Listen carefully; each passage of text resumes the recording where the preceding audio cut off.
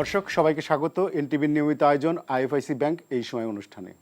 আপনাদের সাথে আছি আমি মুস্তফা খন্দকার।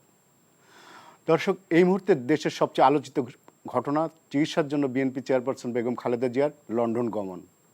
দীর্ঘ 7 বছর পর অবশেষে মায়ের সাথে দেখা হলো দলের ভারপ্রাপ্ত চেয়ারম্যান তারেক রহমানের। ফ্যাসিস্ট হাসিনা নানা টালবাহানা এবং আইনি দোহাই দেখিয়ে বেগম খালেদা জিয়ার বিদেশ চিকিৎসা বাধাগ্রস্ত করেছিল নানা সময়। ডক্টর ইউনূসের অন্তর্বর্তী সরকার গঠনের পরপরই তাকে মুক্তি দেওয়া হয়, দূর হয় বেগম জিয়ার বিদেশে চিকিৎসার সকল প্রতিবন্ধকতা। অবশেষে তিনি যে চিকিৎসার জন্য লন্ডনে গেলেন, এটাই এই মুহূর্তে দেশবাসীর কাছে সবচেয়ে স্বস্তির খবর। আজকের এই সময় এই বিষয় ছাড়াও সমসাময়িক নানা প্রসঙ্গে আলোচনার পাশাপাশি আমরা কথা বলবো মিয়ানমার সংকট, আরাকান আর্মি ও রোহিঙ্গা সংকট নিয়েও। আলোচনার জন্য আমাদের স্টুডিওতে দুজন অতিথি উপস্থিত আছেন। আমি প্রথমে পরিচয় করে দিচ্ছি সাংবাদিক ও মানবাধিকার কর্মী, চেয়ারম্যান অতীশ দীপঙ্কর বিশ্ববিদ্যালয় ট্রাস্টের শামসুল আলম লিটন, এবং আমাদের সাথে আরও আছেন ইস্ট ওয়েস্ট ইউনিভার্সিটির সহকারী অধ্যাপক পারভেজ করিম আব্বাসী। আপনাদের দুজনকে স্বাগতম। আমাদের অনেক দিন থেকে আমার ইচ্ছা ছিল যে গিটার শিখবো। আমি যেহেতু স্টুডেন্ট, একবারে এতগুলো টাকাও ম্যানেজ করা সম্ভব হবে না। জানতে পারলাম বাবার মাধ্যমে যে বিকাশে সেভিংস করা যায়। এটা সবথেকে ভালো লাগে যে কম অ্যামাউন্ট দিয়েই করা যায়। ক্যাশ আউট করতে গেলে কোনো চার্জ লাগে না। বিকাশ অ্যাপে ডিপিএস টাকা জমায় সারা দেশ। মিস্টার কাউসার আহমেদ ক্রিক নামের একটি থিঙ্ক ট্যাঙ্কের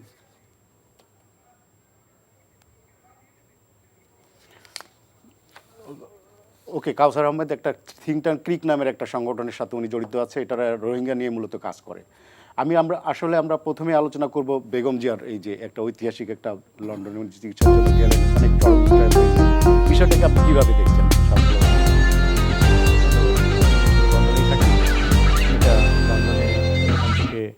তার চিকিৎসার জন্য যে গতকালকে যাওয়ার পর থেকে নানা আঙ্গিকে আলোচনা হচ্ছে। প্রথমত তিনি অত্যন্ত গুরুতরভাবেই অসুস্থ, কারণ তার যে বহুমাত্রিক যে রোগগুলো এবং বহু রকমের সংকট, এটা চিকিৎসকদের গত কয়েক বছরের বিবরণ থেকে এটি মূলত দেশবাসী সকলেই জানেন। তো এই ধরনের জটিল ধরনের চিকিৎসা ক্ষেত্রে বাংলাদেশে সমন্বিত চিকিৎসা ব্যবস্থা যেহেতু অভাব রয়েছে এবং যেই চিকিৎসাগুলো ওনার দরকার সেটার জন্য এনাফ ব্যবস্থাপনা এখানে নেই, সেই কারণেই একমাত্র লন্ডন ক্লিনিক এবং কিংস কলেজের একটা হসপিটাল আছে বিশেষায়িত, সেখানে হওয়ার সম্ভাবনা ছিল, কিন্তু সেটাও 50-50। মূলত তার চিকিৎসাটা হবে নিউ ইয়র্কের জন হপকিন্সে, যুক্তরাষ্ট্রে। তো লন্ডনে প্রথম দফা উনি মূলত শুধুমাত্র ট্রানজিটের মতো চিকিৎসার কিছু প্রস্তুতি নিয়ে হয়তো চেষ্টা করবেন, সেখানে মূল চিকিৎসাটা হবে না। কিন্তু লন্ডনে যেহেতু তার পুত্র বিএনপির ভারপ্রাপ্ত চেয়ারম্যান তারেক রহমান রয়েছেন এবং লন্ডন গত কয়েক বছর এই আওয়ামী শাসন আমলে নানা কারণে বিভিন্নভাবে বিভিন্ন কথায় প্রতিদিনই লন্ডন উচ্চারিত হতো। লন্ডন একটা রাজনৈতিকভাবে একটা আতঙ্কের নাম হিসেবে সরকার প্রতিষ্ঠিত করার চেষ্টা করেছে। সেই লন্ডনে বেগম খালেদা জিয়া চিকিৎসার জন্য যাওয়া থেকে সেখানে তাকে রিসিভ করা পর্যন্ত একটা ভিন্নধর্মী আবেগময় পরিবেশ আমরা দেখতে পেয়েছি। যেহেতু তিনি বয়সে 78-79 এই বয়সে কিন্তু এই ধরনের জটিল চিকিৎসার জন্য তিনি যাচ্ছেন। গতকালকে ঢাকায় যখন যাচ্ছিলেন তখন অনেকেরই দুর্ভোগের কথা আমরা শুনেছি, কিন্তু এই যে লক্ষ লক্ষ মানুষের তাকে বিদায় দেওয়া, তার নেতাকর্মীদের মধ্যে যে আবেগের পরিবেশ, আর আরেকজন নেত্রী মাত্র কয়েক মাস আগে তিনি এই শহর থেকে গেছেন, কিন্তু সেই বিদায় আর এই বিদায়ের মধ্যে অনেক বিষয় কিন্তু মাত্রা পেয়েছে এক ধরনের। হ্যাঁ, এটা দুজনের প্রস্থান আমি যদি বলি একেবারেই একাডেমিক ওয়ার্ড হিসেবে। একটাকে সাধারণভাবে বলা হচ্ছে পালিয়ে যাওয়া, এবং সেই পালিয়ে যাওয়াটা জনতার যে গণবিস্ফোরণের মুখে তাকে দেশ ছাড়তে বাধ্য হয়েছেন এবং তিনি পালিয়ে গেছেন। এবং ফ্যাসিবাদের একজন ক্রিয়নক পালিয়ে যাওয়া আর একজন জনপ্রিয় রাজনৈতিক নেত্রীর চিকিৎসার জন্য বিদেশে যাওয়া, এটি সম্পূর্ণ ভিন্ন রকমের গুরুত্ব বহন করেছে। যাকে চিকিৎসার জন্য যেতেই দেওয়া হয়নি এই কয়েক বছর, এবং যার চিকিৎসকরা আমেরিকা থেকে এসে তাকে চিকিৎসা করেছেন এত কিছুর পরে, এবং জাতিসংঘের যে মানবাধিকার সংস্থা থেকে শুরু করে পৃথিবীর এমন কোনো মানবাধিকার সংগঠন নেই, চিকিৎসক সংগঠন, বড় বড় চিকিৎসক সংগঠন, তারা সকলেই বারবার অনুরোধ করেছেন এই চিকিৎসাটি অবহেলা করে সরকার একটা রেকর্ড তৈরি করেছেন, সেটি আজকে ভেঙেছে এই যে তত্ত্বাবধায়ক এই যে অন্তর্বর্তীকালীন সরকারের সময়। এবং অন্তর্বর্তী সরকার প্রথম থেকেই তার চিকিৎসার ব্যাপারে সহযোগিতার ব্যাপারে অঙ্গীকার করেছিল, এবং তারা বিভিন্ন নানা আয়োজন, নানা রকমের ব্যাপার প্রেক্ষিতে তিনি গেলেন। তো সেই কারণে রাজনৈতিক প্রেক্ষাপটে ভবিষ্যতে কী হবে আমরা জানি না। কিন্তু আজকের দিন পর্যন্ত 5ই আগস্ট থেকে যেই দুটি ঘটনা ঘটলো, বেগম খালেদা জিয়ার সুচিকিৎসা নিয়ে দেশে ফেরত আসবেন হয়তো তার সমর্থকরা কিংবা দেশবাসী সেটাই আশা করে। তিনি গণতন্ত্র, দেশের স্বাধীনতা এবং গণতন্ত্রের জন্য তার যে আত্মত্যাগ, জীবনের ঝুঁকি নিয়ে, তো সেই একই ঘটনা যদি অন্য নেত্রীর জীবনে ঘটতো তাহলে আমরা বাংলাদেশে হয়তো ভিন্ন রাজনৈতিক ইতিহাস তৈরি হতে পারত। এই চিকিৎসাটি নানা কারণে এইভাবে নানা মাত্রা যোগ করেছে বলে আমার ধারণা। পারভেজ করিম আব্বাসী, আমি আপনার কাছে আসতে চাই যে বিগত সরকারের সময় বেগম খালেদা জিয়ার এই যে চিকিৎসার বিষয়টা নিয়ে বিভিন্ন ধরনের আইনি মারপ্যাচ দেখালো এবং অনেকেই সেই সময়ের আওয়ামী লীগের অনেক এমপিরাই অসুস্থতার কারণে জামিনও পেয়েছিল, কিন্তু বেগম জিয়াকে জামিন দেওয়া হয়নি, দেশের বাইরে চিকিৎসার কোনো সুযোগই দেওয়া হয়নি। এই বিষয়টাকে আপনার কাছে কি মনে হয় যে এটা কতখানি রাজনৈতিক? না, এটা আসলে আমাদের দেশীয় সংস্কৃতি বলুন বা রাজনৈতিক সংস্কৃতি একটা বড় ব্যর্থতা। এখন দেশের সাধারণ মানুষ হিসাবে যে ভালো করবে তাকেই আমি প্রশংসা করব।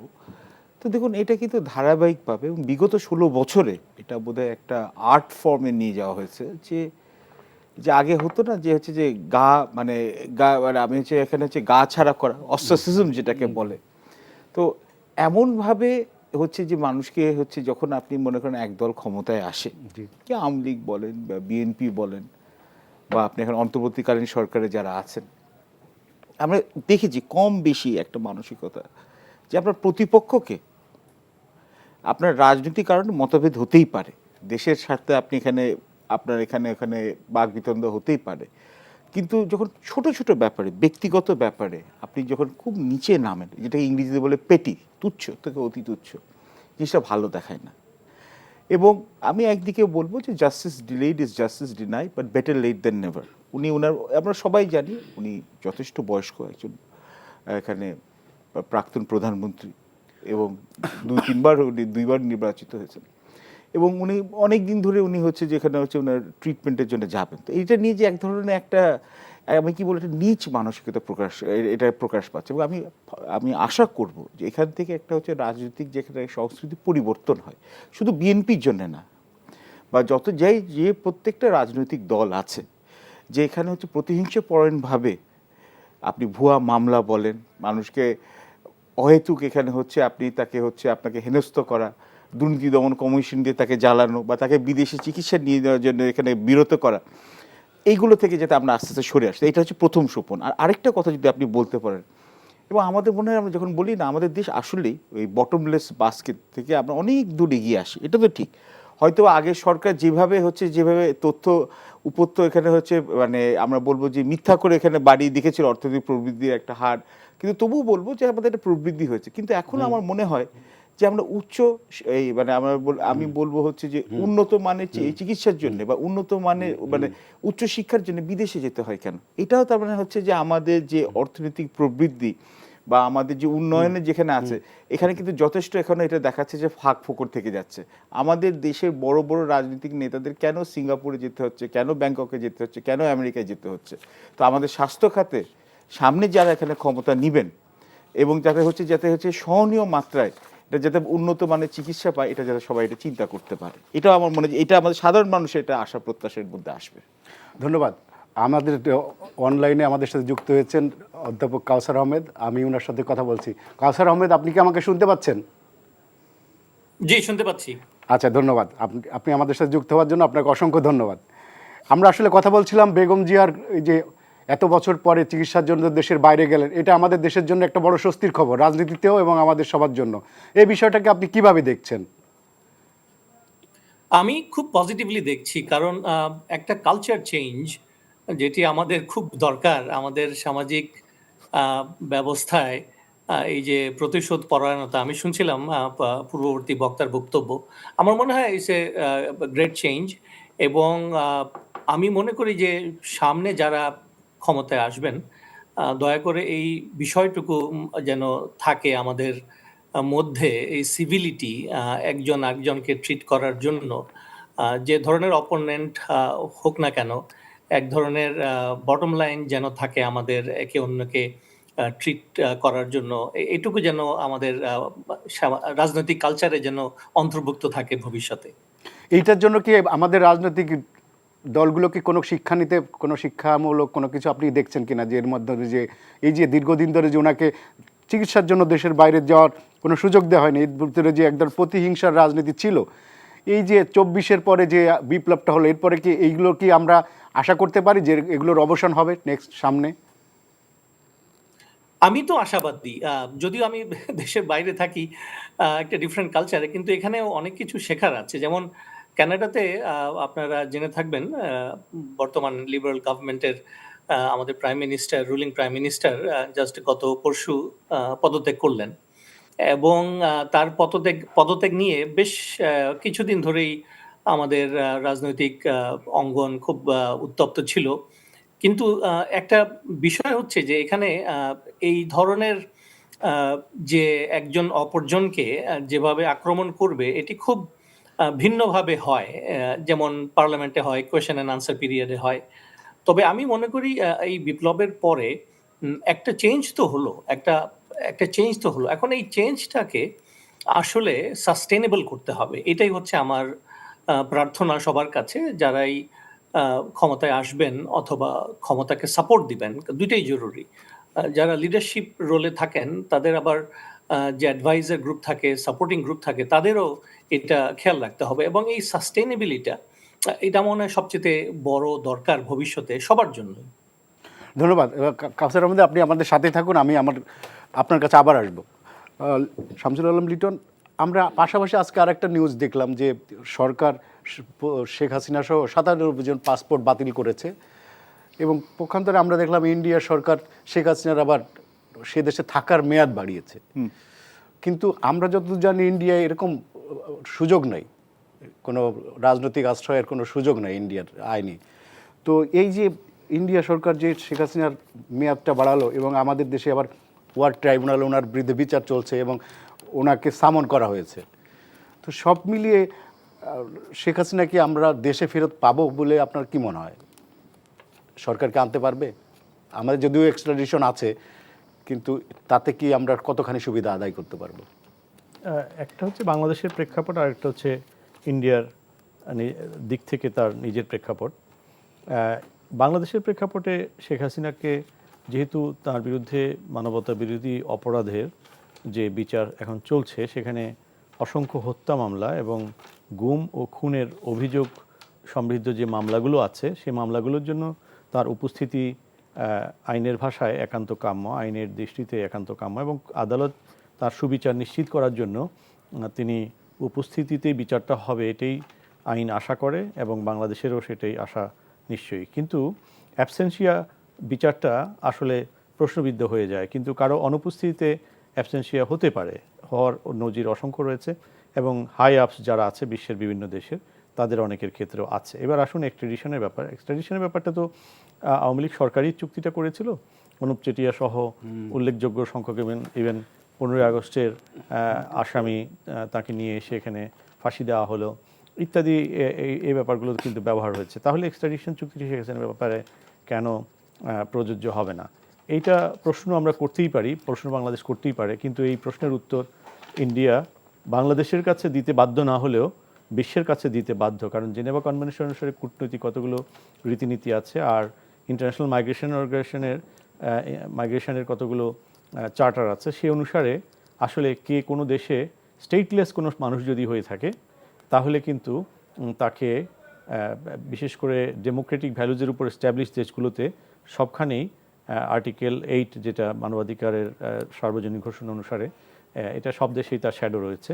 তো সেক্ষেত্রে শেখ হাসিনা স্টেটলেস, আজকে পাসপোর্ট বাতিল করা হলো, এখন পাসপোর্ট বাতিল কি স্টেটলেস হয় কি না, এটার কূটনৈতিক ব্যাখ্যা অথবা আইনগত ব্যাখ্যা দেওয়ার জন্য যথেষ্ট তথ্য আমার কাছে নেই, কিন্তু পাসপোর্ট বাতিলটি একটি উল্লেখযোগ্য পদক্ষেপ, এবং পাসপোর্ট বাতিলের মধ্য দিয়ে নিশ্চয়ই সরকার সেটি চিন্তা করেছে, কিন্তু পাসপোর্ট বাতিল করে তাকে ইন্টারপোলের মাধ্যমে নোটিশ ইস্যু করা, এগুলো কিন্তু আইনগতভাবে কিন্তু যথেষ্ট গুরুত্বপূর্ণ, রাজনৈতিকভাবেও হয়তো বলার জন্য গুরুত্বপূর্ণ, কিন্তু মানবাধিকারের দৃষ্টিকোণ থেকে এটা কিন্তু স্কোপ ক্রিয়েট করে, স্টেটলেস দাবি করার জন্য কতগুলো গ্রাউন্ড তৈরি করে। সেই সুযোগটি হয়তো শেখ হাসিনা গ্রহণ করবেন। এবং এই প্রসঙ্গে আমি যেহেতু লন্ডনে মানবাধিকার নিয়ে কাজ করি, আমরা আইসিসির কতগুলো বেশ কয়েকজন ট্রাইব্যুনালের আইসিটি বেশ কয়েকজন হেগের তাদের কয়েকজন অ্যাটর্নির সঙ্গে কথা হয়েছে, অনেক সিনিয়র অ্যাটর্নি, অনেক অভিজ্ঞ। তারা কিন্তু দু ধরনের ওপিনিয়ন দিয়েছেন। তবে একটা ওপিনিয়ন খুবই স্ট্রং, সেটি হচ্ছে যে এই মামলাটি হয়তো গ্রহণযোগ্যতার প্রশ্নে 2 বছর সময় লাগতে পারে, কিন্তু ওই সময়ে এই দলটির প্রধান এবং তার যে প্রধান সেনাপতিরা ছিল, রাজনৈতিক সেনাপতি এবং সামরিক সেনাপতি, তারা এবং তাদের সমর্থকরা বিশ্বের বিভিন্ন দেশে হিউম্যান রাইটসের আবেদনগুলো স্থগিত হয়ে থাকতে পারে হেগের এটি নিষ্পত্তি না হওয়া পর্যন্ত, এটি প্রভিশন রয়েছে। সুতরাং কিন্তু ডক্টর ইউনূস সরকার সেই ঝুঁকিটি কেন হেগে যাচ্ছেন না সেটা আমি জানি না। তবে হেগে গেলে, হেগে তো একটা মামলা হবে, হেগে তো 1700 মামলা হবে না। হেগে শুধুমাত্র শেখ হাসিনা এবং তার প্রধান সেনাপতিরা যারা গুম খুনের সঙ্গে যেসব বাহিনী জড়িত ছিল, সেসব বাহিনীর প্রধানরা যারা বিভিন্ন সময় এই ব্যাপারে বিভিন্ন বক্তব্যে এগুলোকে অস্বীকার করেছে, পরবর্তীতে এগুলোর বিভিন্ন যথেষ্ট এভিডেন্স পাওয়া গেছে এবং আগেও পাওয়া গেছে, এখনও পাওয়া যাচ্ছে, আগেও জাতিসংঘের হাতে ছিল এবং বিভিন্ন মানবাধিকার সংস্থার হাতে যথেষ্ট এভিডেন্স ছিল বলেই তারা বারবার এগুলো খোঁজাখুঁজি। সুতরাং আমার মনে হয় শেখ হাসিনার ব্যাপারে আজকে সরকার সিদ্ধান্ত নিয়েছে, এটা একটা নতুন মোড় তৈরি হচ্ছে। এবং তবে এটি ঠিক যে তাকে আনার ক্ষেত্রে এটা যথেষ্ট গ্রাউন্ড তৈরি করে না।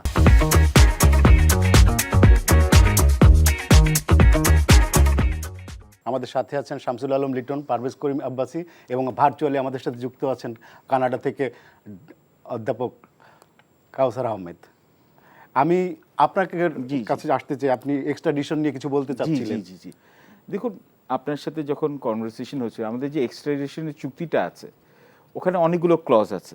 এখন এটা হচ্ছে ইন্টারপ্রিটেশনের উপর। যেমন ওখানে 2টো ক্লজ আমি সরাসরি বলতে পারি, যেটা আমি স্টাডি করে দেখেছিলাম, যে একটা ক্লজে আছে যে আপনারা যদি মনে করুন কোনো প্রিজনার যদি হয় বা কোনো ফেরারি আসামি যদি হয়, তার নামে যদি সুনির্দিষ্ট অভিযোগ যদি পেশ করা হয়, তাহলে কিন্তু যেই দেশে সে আশ্রয় নিয়েছে তাকে প্রত্যর্পণ করা বা এক্সট্রাডাইট করা তার উপর কিন্তু কম্পালসারি হয়ে যায় ইন্ডিয়ার বাংলাদেশে এক্সট্রাডিশন এগ্রিমেন্টে। এবং আপনার যদি অ্যারেস্ট ওয়ারেন্ট ইস্যু করা হয়, তাহলে আপনার যে প্রমাণ বা আপনার প্রুফ বার্ডেন অফ এভিডেন্স ওটাও দিতে হয় না। কিন্তু আবার ওর মধ্যে একটা ক্লজও ঝুলিয়ে রেখেছে। ক্লজটা কি? ক্লজটা হচ্ছে আবার পলিটিক্যাল যদি আপনার মনে করেন বা রাজনৈতিক প্রতিহিংসার যদি আপনি শিকার হন, এটা যদি মনে সন্দেহ ভাবে, তাহলে কিন্তু আপনি এক্সট্রাডিশনটা আপনি রিফিউজ করতে পারেন। বা যদি আপনার মনে হয় যে আপনি হচ্ছে প্রপার জাস্টিস পাবেন না, বা হচ্ছে আপনার যদি মনে করেন যেই দেশে আপনি এখানে এক্সট্রাডিশনের জন্য চেয়েছেন, আইদার ভারত বা পাকিস্তানে, সেই দেশে যদি ওই ব্যক্তির ব্যাপারে ওখানে ওদের কোর্টে মামলা থাকে। তো এখন ভারতের ব্যাপারে আমরা জানি যে এটা হচ্ছে যে আমি ওনার সাথে আমার আগের বক্তার সাথে আমি একমত, যেটা হচ্ছে more of a symbolic gesture, প্রতীকী, যেটা হচ্ছে যে আমরা ওনার পাসপোর্টটা ক্যান্সেল করে দিলাম। কিন্তু ইন্ডিয়ার যেখানে মিনিস্ট্রি অফ এক্সটার্নাল অ্যাফেয়ার্স, ওরা কিন্তু বারবার বলছে ওরা কিন্তু রাজনৈতিক আশ্রয় বা পলিটিক্যাল অ্যাসাইলাম দেয় নাই। এখন পাসপোর্ট ক্যান্সেল হয়ে গেছে, কিন্তু এখন ওনারা হচ্ছে তাহলে ওনার ভিসাটা কী ভিত্তিতে চলবে, এটা হচ্ছে একটা লিগাল একটা ইন্টারপ্রিটেশন। এবং কিন্তু আমরা জানি যে ভারত বাংলাদেশের সাথে আপাতত দৃষ্টি যে দেখা যাচ্ছে যে অগস্টের 5 তারিখের পর শেখ হাসিনা সরকার পতন হওয়ার পর ওদের কিন্তু সম্পর্কে অবনতি ঘটেছে সঙ্গত কারণে। এবং ওরা এখন হচ্ছে শেখ হাসিনাকে এখানে আশ্রয় দিয়ে, বা আওয়ামী লীগে তো শোনা যাচ্ছে প্রায় 1200 থেকে 1300 ওদের মানে উচ্চ মহলের বা টপ টিয়ার লিডারশিপের সবাই ওখানে বিভিন্ন জায়গায় আশ্রয় নিয়েছে, তাদেরকে বোধহয় ওরা হচ্ছে প্রত্যর্পণ করবে না। কেননা এটা নিয়ে হচ্ছে দীর্ঘসূত্রতা দেখাবে, বা এটা নিয়ে যেটা অনেক সময় হয় যে ইন্ডিয়ান এখানে এক্সপার্টসের দরকার হলে কোর্টে এটা ওরা বলেছে এক্সট্রাডিশন করো। আপনি যে ওদের বিজনেস স্ট্যান্ডার্ড পত্রিকা আছে, ওখানে আসে যে দরকার হলে বাংলাদেশের সরকার হচ্ছে ওখানে এক্সট্রাডিশনের রিকোয়েস্ট করুক ওদের কোর্টে, এবং কোর্টে এটা মানে প্রসেস করবে, মানে এটাকে নিয়ে ওরা টাই আপ করবে। এবং বাংলাদেশ কেন করছে? যাতে বাংলাদেশের অন্তর্বর্তীকালীন সরকার এবং তারপর যখন নির্বাচনে যে দলই সংখ্যাগরিষ্ঠ ভোট পেয়ে ক্ষমতায় আসবে, তাদের উপর একটা চাপ এখানে একটা সৃষ্টি করার জন্য, একটা মনস্তাত্ত্বিক খেলা হিসাব করার জন্য শেখ হাসিনাকে ওনারা হচ্ছে একটা দাবার গুটি হিসেবে রাখছে। এটা হচ্ছে আমার কাছে মনে হয়। এবং আপনি দেখবেন যে ভারতে আপনার সাথে কথা হচ্ছিল, এই যে ভিনা সিকরির কথা বলছিলেন, যে ওনার বেশ কয়েকটা ইন্টারভিউ আসছে যেখানে হচ্ছে বাংলাদেশ এখানে হচ্ছে যে পলিটিক্যাল ভেন্ডেটা নিয়ে এখানে হয়তো বা এখানে শেখ হাসিনাকে ফেরত চাইছে বা ইত্যাদি, বা এখানে উনি ন্যায় বিচার পাবেন না। কিন্তু এটাও আমরা ভুললে হবে না, ভিনা সিকরি যখন হচ্ছে ইন্ডিয়ান হাই কমিশন হয়ে নিযুক্ত হয়েছেন, ওনার কিন্তু বাংলাদেশি শেখ হাসিনা সরকারের প্রতি ওনার কিন্তু গভীর ইনভেস্টমেন্ট আছে। এবং এটা বলা হচ্ছে যে মেন্টাল অ্যান্ড ইমোশনাল ইনভেস্টমেন্ট। উনি কিন্তু শেখ হাসিনার সরকারের জয়যাত্রা উপরে এবং হচ্ছে বাংলাদেশে যে বিগত 2-3টা যে আমরা বলবো যে শ্যাম ইলেকশনস, ওটাকে জাস্টিফাই করে এবং গ্লোরিফাই করে কিন্তু ওনার বই লেখা আছে। তো সুতরাং আপনি বুঝতেই পারছেন যে এখানে যেটা আপনার ডিপ্লোম্যাটিক স্পিক, এটা হচ্ছে না, কিন্তু ইটস কামিং ফ্রম র ইমোশনস, যেটা very unlike the Indians. So এখন এখানে আমরা দেখতে হবে যে বাংলাদেশ এবং ভারতের মধ্যে সামনের কয়েকটা মাস বা সামনের বছর 2টা কী রকম এখানে রিলেশনশিপের চড়াই উতরাই হয়, এর উপর অনেক কিছু ডিপেন্ড করবে যে প্রত্যর্পণ হবে না কিনা। কাউসার আহমেদ, আপনি শুনছিলেন দুজন আলোচকের বক্তব্য, আপনার কাছে কি মনে হয় বিষয়টা, এই যে ক্রাইম এগেনস্ট হিউম্যানিটি যে মামলাগুলো চলছে সাবেক প্রধানমন্ত্রীর বিরুদ্ধে এবং তাকে বাংলাদেশে ফেরত আনার ব্যাপারে কথা হচ্ছিল এবং ইন্ডিয়াকে চিঠি পাঠানো হয়েছে আনুষ্ঠানিকভাবে, কিন্তু আনুষ্ঠানিক কোনো রিপ্লাই আমরা পাইনি। তো সেক্ষেত্রে ওনাকে ফেরত পাওয়ার ব্যাপারে আপনার কাছে কি মনে হয় যে আমরা কি পাবো, কিংবা তার অনুপস্থিতিতে কি বিচার শেষ হবে, এবং সেই বিচারটা কতখানি আমরা ইন্টারন্যাশনালভাবে স্ট্যান্ডার্ড মেনটেন হবে, কি মনে হয় আপনার কাছে? জি, আমি আসলে আমার পূর্ববর্তন বক্তার একটি কথা খুব সুন্দর লাগলো। সেটি হচ্ছে যে ইন্টারন্যাশনাল কোর্ট অফ ক্রিমিনাল কোর্টে হেগে যদি এই ধরনের কেস আসে, আমরা কিন্তু আগেও দেখেছি বসনিয়ার ক্ষেত্রে এবং রোয়ান্ডান কেসে, সুদানের ক্ষেত্রে, যে আপনার ইন্টারন্যাশনাল অ্যারেস্ট ওয়ারেন্ট ইস্যু হয়েছে, কিন্তু হ্যাঁ সময় লাগে, কারণ আইসিসি পার্টিকুলারলি যখন একটা কেস ইনভেস্টিগেট করে, ওরা যেহেতু হাই প্রোফাইল কেস, ওরা সঙ্গত কারণে এই সময় নেয়। তবে এই ব্যাপারে আমি আসলে আমার টেকনিক্যাল নলেজ খুবই কম ল নিয়ে, স্পেশালি ইন্টারন্যাশনাল ল, কিন্তু কানাডাতে এক্সট্রাডিশন একটা বিষয় নিয়ে আমি একটা জার্নাল আর্টিকেল লিখেছিলাম, পাবলিশড, এবং গুগল স্কলারে পাবেন। এটি আমি লিখেছিলাম একটা কেসে, প্রফেসর হাসান দিয়াব নামে একজন পলিটিক্যাল সায়েন্স প্রফেসর এখানে ছিলেন, যার নামে ফ্রান্স এক্সট্রাডিশন রিকোয়েস্ট করেছিল কানাডাকে, এবং উনাকে এক্সট্রাডাইট করা হয়েছিল, উনি প্রিজেনার ছিলেন, কিন্তু ফ্রান্স এই কেসটা প্রমাণ করতে পারেনি। পরে উনাকে ছেড়ে দেওয়া হলো, উনি চলে আসলেন, আবারও তারপরে ফ্রান্স এক্সট্রাডিশন রিকোয়েস্ট করেছে। সো এক্সট্রাডিশন ট্রিটিটা আসলে ভেরি কমপ্লেক্স, এবং এখানে ওই আমার পূর্বতন বক্তা যিনি বললেন যে এই পলিটিক্যাল মোটিভেশনটা বারবার ইন্ডিয়া তুলবে, এবং আমার ধারণা এভাবে ডিলে একটা করার চেষ্টা করবে। তবে বেস্ট এভিনিউ আমি মনে করি যে ইন্টারন্যাশনাল ক্রিমিনাল কোর্ট, কারণ এখানে গ্রহণযোগ্যতা এবং লেজিটিমেসি কিন্তু অনেক বেশি, এবং ক্রাইমস এগেনস্ট হিউম্যানিটি এবং এই ধরনের ভেরি গ্রেভ ক্রাইমের ক্ষেত্রে যে প্রমাণটা দরকার হয়, এটি আইসিসি আসলে সবচেয়ে ভালো করতে পারে বলে আমার ধারণা। ধন্যবাদ। আমি শামসুল আলম লিটন আপনার কাছে আসি, সেটা হচ্ছে যে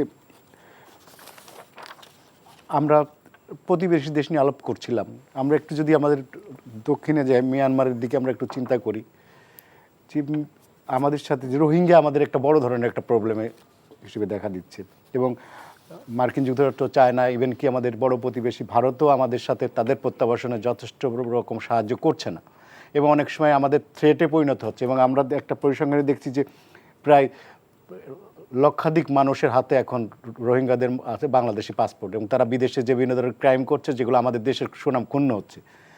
এইটা ইন্টারন্যাশনালিভাবে তেমন কোনো নেগোসিয়েশন আমরা ডিপ্লোম্যাটিকভাবে করতে পারছি না। তো এইটার আসলে সলিউশনটা কোথায়? আমাদের একটা ছোট্ট দেশ, এতগুলো লোক যদি আমাদের প্রতিদিনে আসছে রোহিঙ্গা, আমরা ঠেকাতে পারছি না। এবং শেখ হাসিনা যেটা করেছিল, উনি আসলে মানবতার খাতিরে, এবং ওনার এক ধরনের লোভ ছিল নোবেলের, যে এই ধরনের একটা কাজ করলে শান্তি আসবে, আমরা ওনার মানে একটা পলিটিক্যাল ইস্যুতে উনি এইটা তখন খুব বেশি একটা এটার ব্যাপারে জোর দেয়নি, কিন্তু দিনে দিনে তো আমাদের এটা বিস্ফোরা হয়ে উঠছে। জি, ঠিক আছে। রোহিঙ্গাদের ব্যাপারে শেখ হাসিনার যেই সময়টা তিনি অ্যালাউ করেছেন, তার এর আগের কয়েকটি সপ্তাহের কথা যদি আমরা স্মরণ করি, তাহলে দেখব যে নাফ নদীতে অনেক রোহিঙ্গার লাশ ভেসেছিল আমাদের নিরাপত্তা বাহিনীর গুলিতে, এবং অসংখ্য মানুষকে নৌকাগুলো ঘুরিয়ে দেওয়া হয়েছে তারা যাতে এখানে আসতে না পারেন।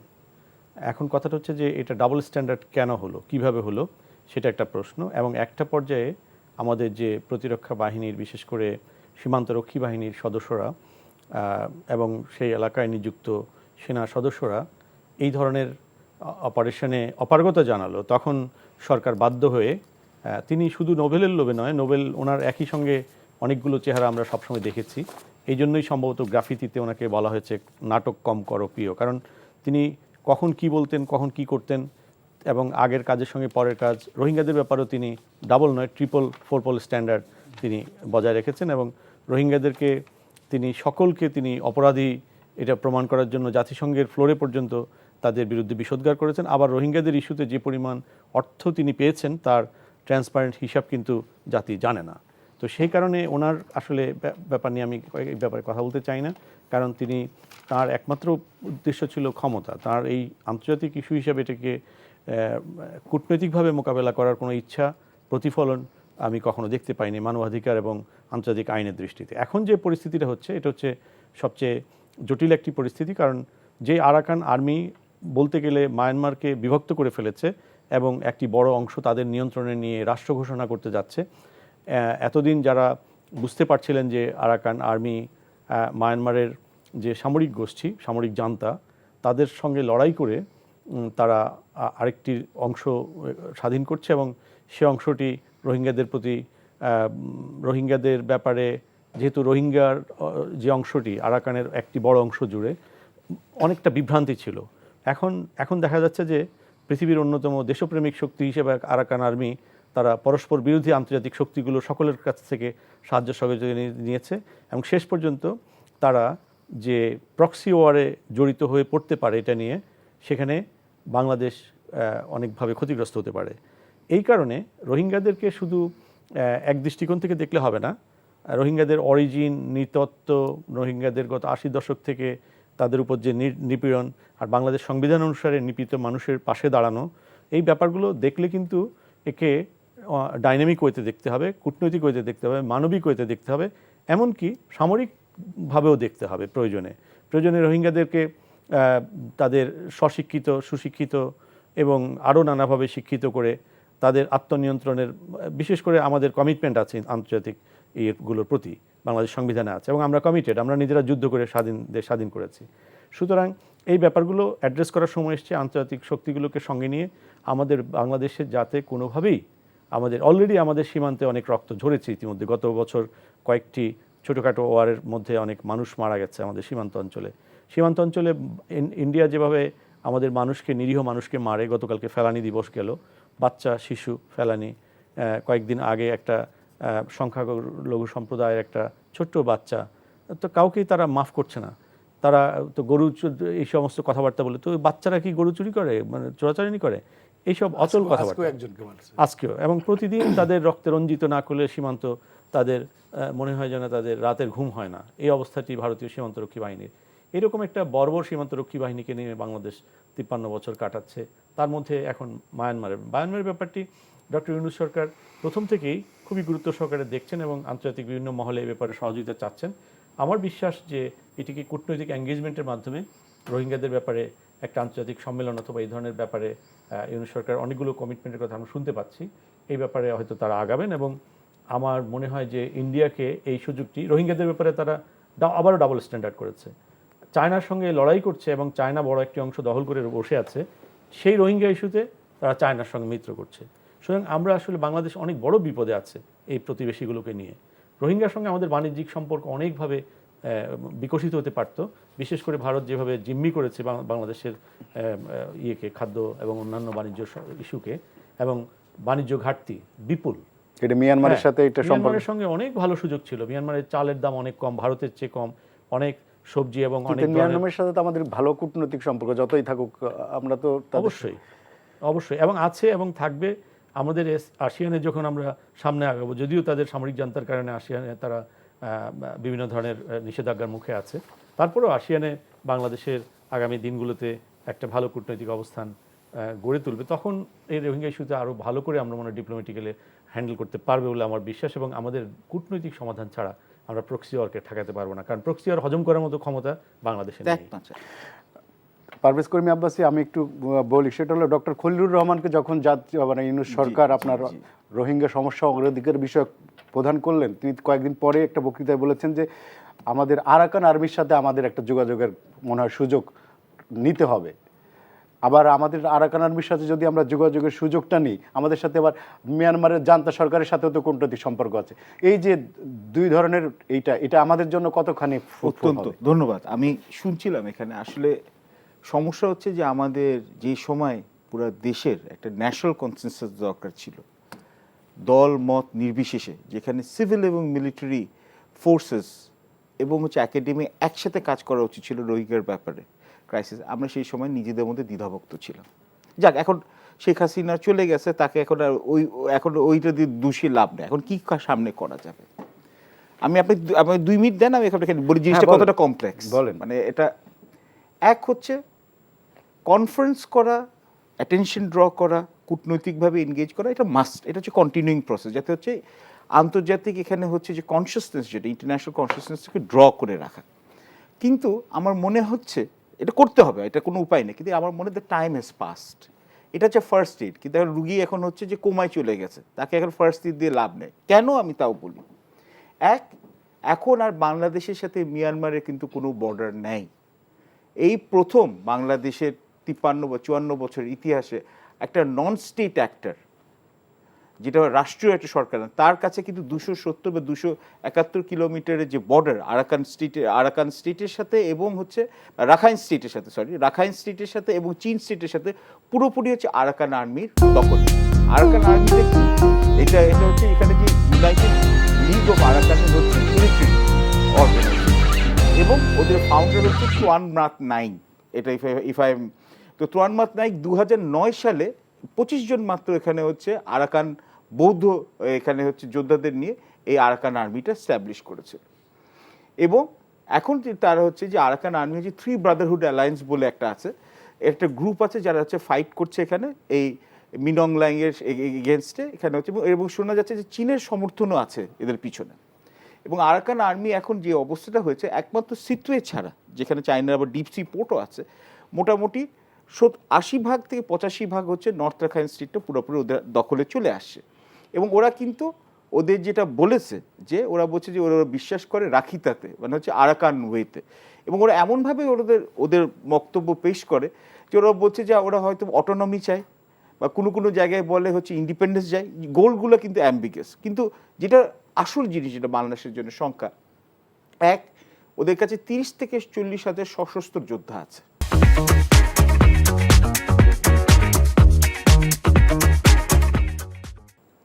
ওদের কাছে ইমপ্রেসিভ আপনার সমরাস্ত্র আছে, এথনিক আর্মড অর্গানাইজেশন বিভিন্ন আছে ওখানে।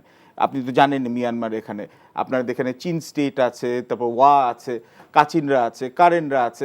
ওদের কাছ থেকে কিন্তু ওরা আর্মস পায়, AK-47 বলেন, ড্রোন বলেন। তো ওদের ইটস এ ভেরি ইমপ্রেসিভ একটা মিলিশিয়া, এবং ওদের প্যারালেল গভর্নেন্স স্ট্রাকচার আছে, আপনার বিউরোক্রেটস থেকে ইত্যাদি সবই আছে। এবং সবচেয়ে ইম্পর্টেন্ট জিনিস হচ্ছে যে রাখাইন স্টেটের, আমরা আগেই জানি, এটা হচ্ছে ভূ রাজনৈতিকভাবে অত্যন্ত গুরুত্বপূর্ণ। এখানে ভারত এবং চীন এবং রাশিয়ার কিন্তু এখানে হচ্ছে যথেষ্ট কিন্তু এখানে স্বার্থ আছে। ভারতের কেন হচ্ছে ওদের কালাদান মাল্টিমোডাল কানেক্টিভিটি প্রজেক্ট, যেটা হচ্ছে নর্থ ইস্ট ইন্ডিয়ার সাথে একটা কানেক্টিভিটি হয় চীন স্টেটের থ্রুতে। সো এটা হচ্ছে আপনার রাখাইন স্টেটে এখানে যে অ্যাক্সেস পাবে সেটা ব্লক করতে পারে বা এটা অ্যালাউ করতে পারে। এবং চায়না যেটা আছে, চিয়োকপু যেটা এখানে আছে, ওখান থেকে হচ্ছে অয়েল এবং গ্যাস দুইটা পাইপলাইন আছে এখানে। এই আপনার পুরা হচ্ছে এই রাখাইন স্টেট থেকে চলে যায় হচ্ছে ইউনান প্রভিন্সে, এবং এটা হচ্ছে মালাক্কা স্ট্রেট যেখানে আছে, যেটা চীনের সবচেয়ে বড় স্ট্র্যাটেজিক ওয়ারি যেটা আছে, সেটা থেকে বাঁচার জন্য কিন্তু ওরা হচ্ছে সিমেক, চায়না মিয়ানমার ইকোনমিক করিডোরে ইনভেস্ট করছে। তো এবং যুক্তরাষ্ট্রের আমরা জানি একটা হচ্ছে যথেষ্ট এখানে আগ্রহ আছে যে ওদের স্পেয়ার অফ ইনফ্লুয়েন্সটা হচ্ছে মিয়ানমারে বাড়ানোর জন্য। এবং মিয়ানমারে আমরা এখন যেটা দেখছি, যেভাবে এখানে হচ্ছে আপনার ন্যাশনাল ইউনিটি গভর্নমেন্ট আছে এবং ethnic arm organisations, 3 brotherhood alliance যেভাবে করছে, যে ইভেনচুয়ালি মিয়ানমারের একটা বলকানাইজেশন বা মিয়ানমার ভেঙে যাওয়ারও সম্ভাবনা আছে। আমি বলছি না পুরোপুরি, কিন্তু এখন কিন্তু আমাদের প্রতিবেশী ডিফ্যাক্টো হয়ে গেছে হচ্ছে আপনার হচ্ছে আরাকান আর্মি। সমস্যা হচ্ছে আরাকান আর্মির বেশিরভাগই হচ্ছে বৌদ্ধ, আর রোহিঙ্গারা হচ্ছে মুসলমান। কিন্তু প্রথম দিকে আপনার যেখানে তুয়ান মাত নাইং বলেছিল হচ্ছে যে না, রাখাইন স্টেটে সবার জন্য জায়গা হবে, রোহিঙ্গারাও তো আছে আরাকান আর্মির মধ্যে আছে। কিন্তু শেষের 1 বছর দেখা গেছে যে তাতমাদাও ওরা হচ্ছে যখন শেষের দিকে যখন মংডো যখন পড়ে যাচ্ছিল, তখন কিন্তু রোহিঙ্গা মুসলমান, এখন কিন্তু 6 লাখ রোহিঙ্গার মতো আছে এখানে আপনার নর্থ রাখাইন স্টেটে, এবং বিশেষত হচ্ছে আপনার এই মংডো বা এইসব জায়গায়। ওদেরকে কিন্তু ওরা ইউজ করেছে হচ্ছে আরাকান আর্মির সাথে মারপিট করার জন্য। এখন কিন্তু আরাকান আর্মি কিন্তু ওরা এখন অ্যাকিউজ করছে যে এখান থেকে আপনার মনে করেন আরসা, আরএসও ইত্যাদি ওদেরকে প্রশিক্ষণ দিয়ে বাংলাদেশ থেকে পাঠানো হচ্ছে, এবং হচ্ছে এটা হচ্ছে ওদের অভিযোগ, আমি এটা বিশ্বাস করি, কিন্তু এটা ওদের অভিযোগ। এবং ওরা হচ্ছে এখন হচ্ছে তাতমাদার সাথে হাতে হাত মিলিয়ে ওরা যুদ্ধ করছে আরাকান আর্মির সাথে। এবং আরাকান আর্মিরও কিন্তু আরাকানদের মধ্যে বৌদ্ধ আরাকানদেরকে কিন্তু ওরা কিন্তু রোহিঙ্গাদেরকে কালার বলে। কালার মানে কি? কালো। ওখানে কিন্তু একটা বর্ণবাদ আছে, একটা বৈষম্যবাদ আছে, ধর্মীয় বিরোধিতা আছে। সো আপনি সহজে কিন্তু এই জিনিসটা রিজলভ হবে না। এবং আরও খারাপ হয়ে গেছে যে ভারতের নর্থ ইস্ট ইন্ডিয়াতে এখন অনেকগুলো গ্রুপ, যেমন উলফা আই বা নাগাল্যান্ড বা মেইটে এবং কুকি যারা আছে মণিপুরে, তারা কিন্তু আইদার তাতমাটাও মানে হচ্ছে যে বার্মার জান্তা সরকারের সাথে বা হচ্ছে আরাকান আর্মির সাথে ফাইট করছে। সঙ্গে সঙ্গে স্মল আর্মস চলে আসছে, সঙ্গে সঙ্গে হচ্ছে আপনার ড্রাগস চলে আসছে, এবং আমাদের চিটাগং হিল ট্র্যাক্সের উপরে একটা সিকিউরিটি প্রবলেম আছে। এবং ট্রাম্প যখন প্রেসিডেন্সিতে আসবে, সে কিন্তু চাইবে হচ্ছে যুক্তরাষ্ট্র আরও বেশি, বার্মা অ্যাক্ট আছে, আরও বেশি ওরা চেষ্টা করবে বাংলাদেশকে বা থাইল্যান্ডকে এনগেজ করার জন্য। বার্মা একটা প্রভিশনই দেওয়া আছে যে মিয়ানমারের মধ্যে তাদের স্পেয়ার অফ ইনফ্লুয়েন্স করার জন্য। এবং তখন কিন্তু ভারত, চীন এবং রাশিয়া এক হয়ে যাবে যাতে যুক্তরাষ্ট্র ঠেকানোর জন্য। সো আমি আপনাকে বলবো যে হ্যাঁ, আরাকান আর্মির সাথে হয়তো অফিসিয়ালি আমরা এনগেজ করতে পারবো না, যেটা আমাদের ফরেন মিনিস্টার বলছে, আপনি বলেছেন স্পেশাল রিপ্রেজেন্টেটিভ বলছে, ফরেন মিনিস্টার তো ওই দেশে বলেছে আনঅফিসিয়াল ওদের সাথে এনগেজ করতে কোনো সমস্যা নাই, ডিপ্লোম্যাটিক আউট করে এটা করলাম কি। এবং সঙ্গে সঙ্গে আমাদের অল্টারনেটিভ মিলিটারি প্রিপারেশনসও রাখা উচিত, যাতে হচ্ছে আরাকান আর্মির সাথে যাতে হচ্ছে ওরা যাতে রোহিঙ্গাদেরকে ফেরত নিতে বা eventually whoever ends up with control of Rakhine state, তাদেরকে রোহিঙ্গাদের প্রত্যার্পণ করার জন্য মাইট ইজ রাইট। তো মাইটটাকে আমাদের এখানে, আমাদের মিলিটারি মাইটটাকে, মিলিটারি ডিপ্লোমেসিটাকে আমরা খুব এক্সটেন্সিভলি ইউজ করতে হবে। আচ্ছা, ধন্যবাদ। আমি একটু কাউসার আহমদ আপনার কাছে আসি। আপনি তো রোহিঙ্গা নিয়ে অনেক কাজ করেছেন, আপনার কাছে এই সমস্যার সমাধান কি আছে বলে মনে হয়? ধন্যবাদ। রোহিঙ্গা নিয়ে আমরা আসলে 2017 থেকে মোটামুটি জড়িত, এই কারণে যে আমরা একাডেমিক নলেজ সাইটটাতে অনেক কাজ করছি। 4টা বই বেরিয়েছে সোফার বিভিন্ন বিষয় নিয়ে। এবং আমরা প্রথম অ্যাকচুয়ালি নর্থ আমেরিকার একটা রিসার্চ অর্গানাইজেশন যারা জিওপলিটিক্স নিয়ে আমরা 2018-তে লেখালেখি করছিলাম, যে এখানে Chinese influence, specially belt and road initiative, যেটা আমার পূর্বতন বক্তা বললেন, যে কিয়েকফু থেকে যে পাইপলাইনটা গিয়েছে, এটা ওই মালাক্কা স্ট্রেইটের চোক পয়েন্টটাকে নেগোশিয়েট করার জন্যই তারা এই অল্টারনেট রুটটা বের করলো। আর দ্বিতীয় কথা হচ্ছে যে আমরা কানাডাতে কিছু এক্সপার্ট, আমরা উইটনেস হিসেবে কাজ করি, বিভিন্ন জায়গায় যাই আমরা, যথেষ্ট পরিমাণে আমরা ওয়েবিনার করি, 50টার উপর ওয়েবিনার আছে আমাদের চ্যানেলে রোহিঙ্গা বিষয়ে।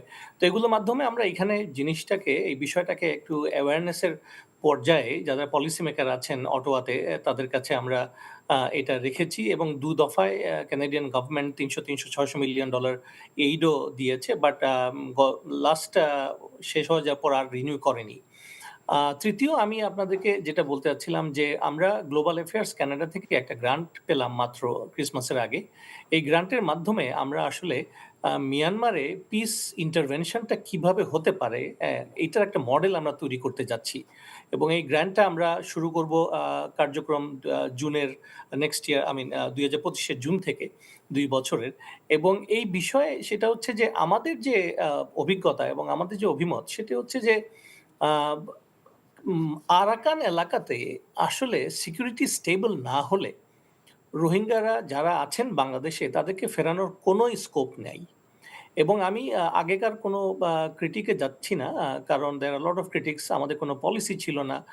বাংলাদেশের জন্ম থেকেই রোহিঙ্গারা এখানে আসতেছে, আবার যাচ্ছে, আবার আসতেছে, এবং বিভিন্ন দফায়। তো আমাদের কোনো পলিসি ছিল না আসলে হাউ টু কন্টেইন দেম অথবা how to manage them. So এই সিকিউরিটি ডাইলেমা থেকেই গেল শেষ পর্যন্ত, এবং আরও ইন্টেন্স হলো, যেটি পূর্বতন বক্তা অনেক ডিটেল বলেছেন, যে জন্য আমি রিপিট করছি না। আরাকানে যে র্যাপিড চেঞ্জ হচ্ছে, এবং এটা আসলে এখন আকিয়াব ছাড়া, সিতো এলাকা ছাড়া আসলে বাকি সবকটাই আরাকান আর্মির দখলে।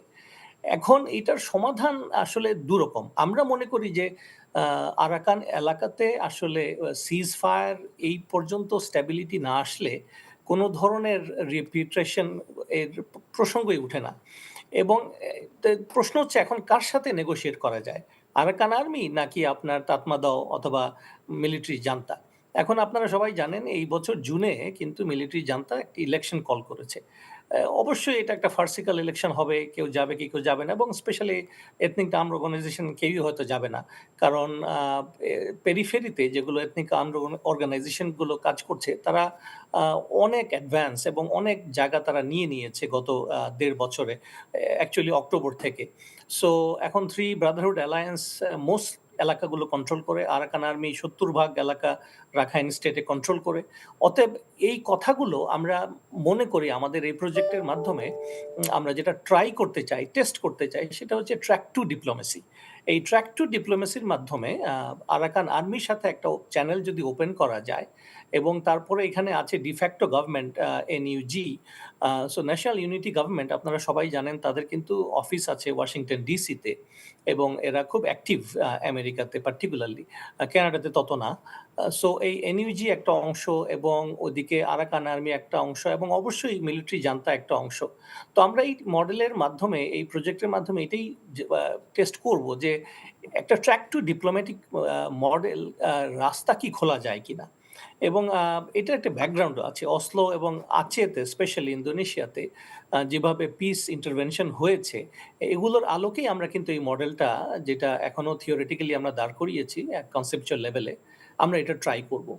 এবং আমি এটুকু বলে আমার অংশটুকু শেষ করি যে রোহিঙ্গার সমস্যা, এটা আসলে ভেরি কমপ্লিকেটেড হবে আরও সামনে গেলে।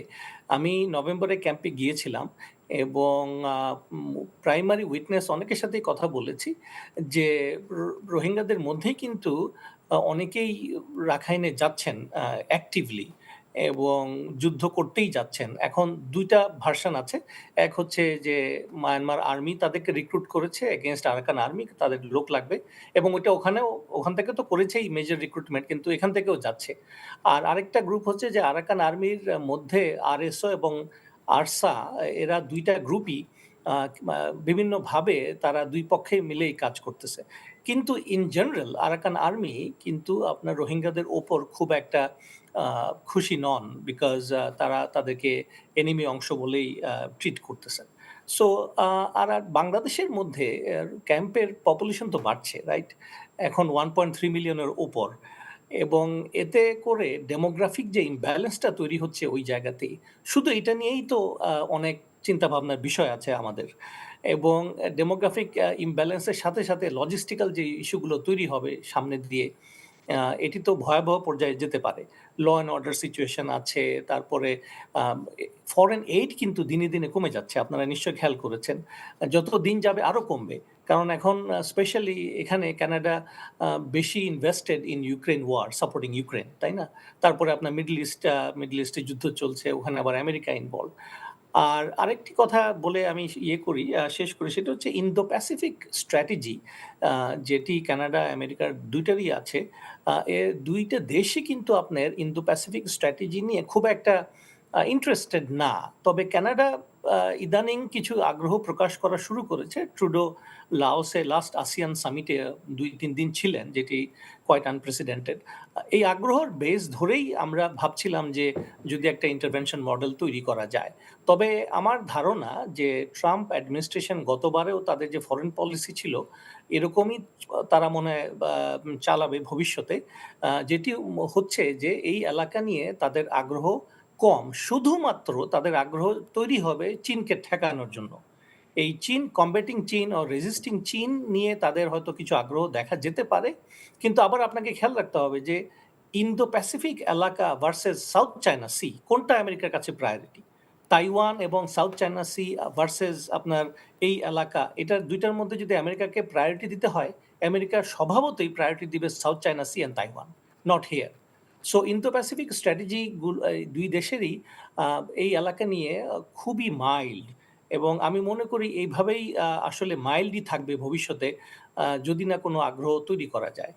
আর আসিয়ান নিয়ে আমার খুব একটা আশা নেই, কারণ আসিয়ান তো আছেই, আসিয়ান তো গোড়া থেকেই আছে, কিন্তু আসিয়ানের ওই নন সভরেন্টি যে ক্লজটা আছে, এটার মাধ্যমে তারা কিন্তু কোথাও ঢুকতেই চায় না।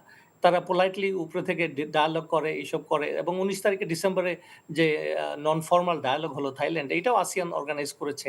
আমাদের রিপ্রেজেন্টেটিভ গিয়েছেন, কথা বলেছেন, কিন্তু কাজের কাজ কিন্তু কিছু হয়নি। এবং ওই জন্য আসিয়ানের কোনো ঠিক নাই আসলে। এবং ওই মিয়ানমার যেহেতু আসিয়ান মেম্বার, এবং আমরা তো নই, আমরা তো কোনো মেম্বারশিপে নাই, এখানে অবজারভার হিসাবে কানাডা যায়, চায়না থাকে অবজারভার, ওই ঘুরে ফিরে আবার একই কথা। এবং আপনারা দর্শকদের জন্য এটাও বলে যাই যে চায়না কিন্তু ডুয়েল রোল প্লে করে। চায়নার ইনভেস্টমেন্ট আছে, আগের বক্তা যেটি বলেছেন যথার্থ, সিমেকে প্রচুর ইনভেস্টমেন্ট আছে বেল্ট অ্যান্ড রোড ইনিশিয়েটিভ নিয়ে। কিন্তু ওইদিকে আবার চায়না কিন্তু এথনিক আর্মড অর্গানাইজেশনগুলোকেও সাপোর্ট করছে, যে স্পেশালি বর্ডারে, এবং নাম বললে ইউনাইটেড ওয়া আর্মি, এখানে কিন্তু আপনার চায়নার ডাইরেক্ট আছে, সাপোর্ট আছে। কায়সার ভাই, শেষ করতে হবে। জি, জি।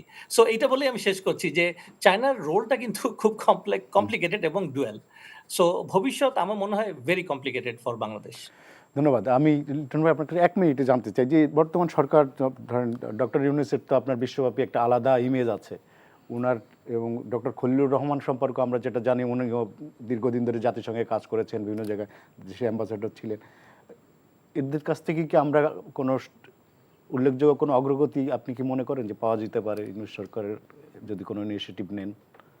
আন্তর্জাতিক খ্যাতি এবং আন্তর্জাতিক পর্যায়ে যখন গ্রহণযোগ্যতার কূটনৈতিক ভারী কি থাকে, সেটা একটা বাড়তি অ্যাডভান্টেজ আছে দৃষ্টি আকর্ষণের ক্ষেত্রে, আমাদের অভ্যন্তরীণ নিরাপত্তা এবং সভরেন্টি এগুলোর ক্ষেত্রে নিজেদেরকে প্রোটেক্ট করা, নিজেদের ইস্যুগুলোকে নিজেদেরকে সেফটির জন্য। কিন্তু ওনারা যেহেতু নিজেরাই একটা বড় ক্রাইসিসের মধ্যে আছে, বিশেষ করে এত বড় একটা গণ অভ্যুত্থানের পরে এগুলো যেমন রিকনসিলিয়েশনের জন্য উনি একজন অ্যাডভাইজার নিয়োগ দিয়েছেন। সেই অ্যাডভাইজার সাহেব কী করছেন আমি জানি না, কারণ যদি আওয়ামী লীগ ফ্যাসিস্ট শক্তি হিসাবে যেহেতু ক্রাইম এগেনস্ট হিউম্যানিটির সঙ্গে জড়িত হয়েছে, তাদের রাজনৈতিক অস্তিত্ব নিয়ে প্রশ্ন থাকলেও বাকি দেশের ভিতরে কিন্তু অনেক ধরনের রিকনসিলিয়েশন দরকার, জরুরি।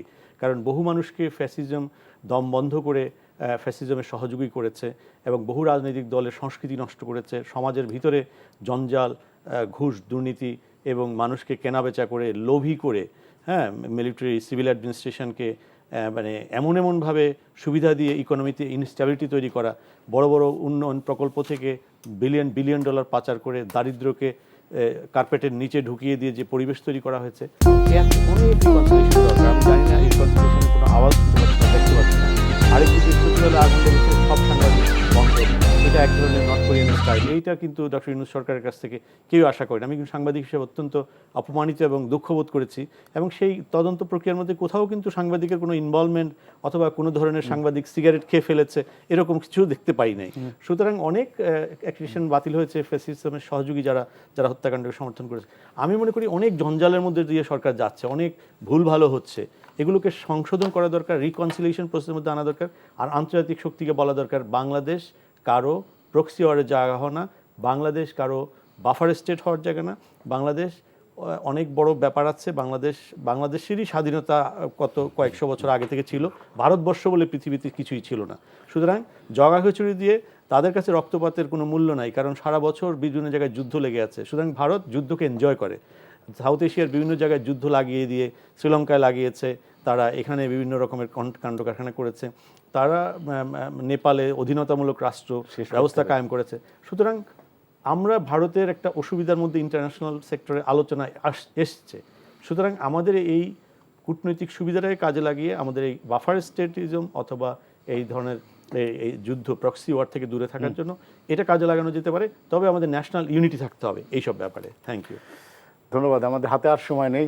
শামসুল আলম লিটন এবং আব্বাসী ভাই এবং কাউসার ভাইকে বিশেষ ধন্যবাদ যে ওনার ওয়ার্কিং ডে, ওনাকে ব্যস্ত রাখলাম ঘণ্টাখানেক। আপনারা তিনজনকে ধন্যবাদ আমাকে সময় দেওয়ার জন্য। ধন্যবাদ। দর্শক, আজ এখানে শেষ করছি। আমাদের অনুষ্ঠানটি পুনরায় দেখতে ভিজিট করুন এনটিভির অনলাইন www.ntvbd.com-এ। সবাই ভালো থাকবেন। ধন্যবাদ সবাইকে। শুভরাত্রি।